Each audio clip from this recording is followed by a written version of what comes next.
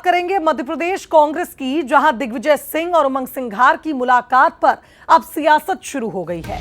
Cabinet मंत्री विश्वास सारंग ने इस मुलाकात पर तंज कसा और कहा कि दुश्मन का दुश्मन दोस्त होता है। कांग्रेस में कबीलों की राजनीति जैसी गुटबाजी हो रही है।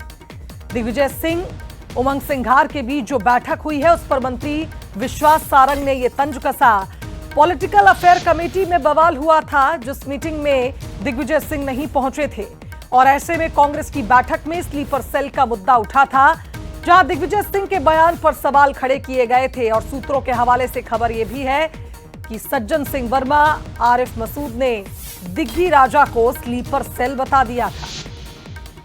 तो कांग्रेस में कलह की बातें लगातार सामने आती हैं और अब बीजेपी ने कांग्रेस पर तंज कसा है कि गुट और गिरोह में कबीलों की राजनीति जैसी कांग्रेस में गुटबाजी चल रही है। एक दूसरे को नीचा दिखाना, एक दूसरे के गुर्गों को अपमानित करना, ये कांग्रेस की परिपाटी है। पर यह बात भी सही है, जो घटनाक्रम हम देख रहे हैं, तो एक कहावत कही जाती है कि दुश्मन का दुश्मन दोस्त। तो जो दुश्मन है उनके दुश्मन उनको दोस्त बनाना, ये कांग्रेस की आदत है। चलिए, सहयोगी सूरज का रुख करेंगे, हमारे साथ इस खबर पर जुड़ रहे हैं। सूरज, दिग्विजय सिंह पीएसी की बैठक में शामिल नहीं हुए थे। वीडियो कॉन्फ्रेंसिंग के जरिए तमाम नेताओं को इस बैठक में जुड़ना था, लेकिन इस बैठक के बाद से जिस तरह की सियासत छिड़ी है, निश्चित तौर पर यह कहना गलत नहीं होगा कि बीजेपी को मुद्दा खुद कांग्रेस ने दिया है।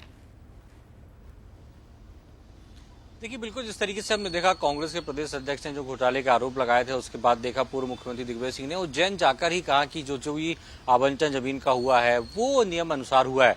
उसके बाद दोनों नेताओं के बीच जो अलग अलग बयानबाजी को लेकर पार्टी में जरूर सवाल उठे थे।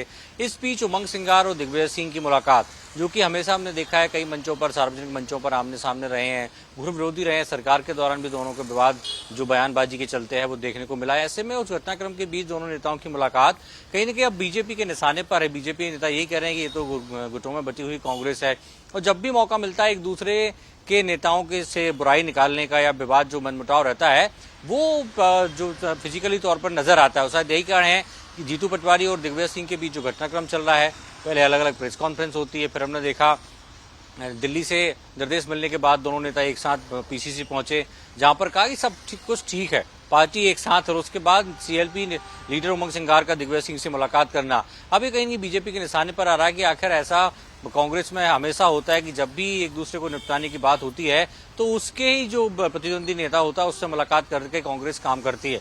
तो देखना होगा, सियासत तो जरूर होती है, लेकिन इस घटनाक्रम का पटाक्षेप आखिर कब तक होगा ये तो आने वाला वक्त ही बताएगा। और एक संदेश देने का प्रयास, तमाम प्रयास हमने देखे कांग्रेस खुद भी कर रही है। सूरज, जिस तरह से हमने देखा प्रेस कॉन्फ्रेंस की जाती है, हम साथ साथ है का संदेश दिया जाता है, लेकिन कहीं ना कहीं किसी ना किसी मुद्दे पर बार बार अंतरकलह हाईलाइट हो जाती है। बहुत शुक्रिया आपका तमाम अपडेट्स के लिए।